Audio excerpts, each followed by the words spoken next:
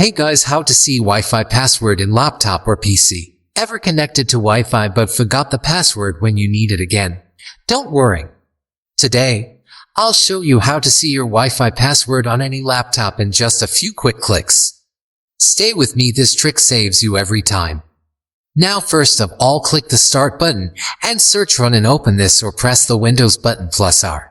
And this is Open Run, and write this in sepia.cpl. My laptop is already written, and click the OK. After that, open this Settings, and you look the Wi-Fi, click in the right on mouse, and down click the Status, and then click the Wireless Properties, and click the top Security. And this is your Wi-Fi password. Click the Show Characters, your password will be showed. That's how easily you can view your Wi-Fi password on your laptop. If this guide helped you, make sure to like the video, drop a comment, and subscribe for more simple tech tutorials. See you in the next one.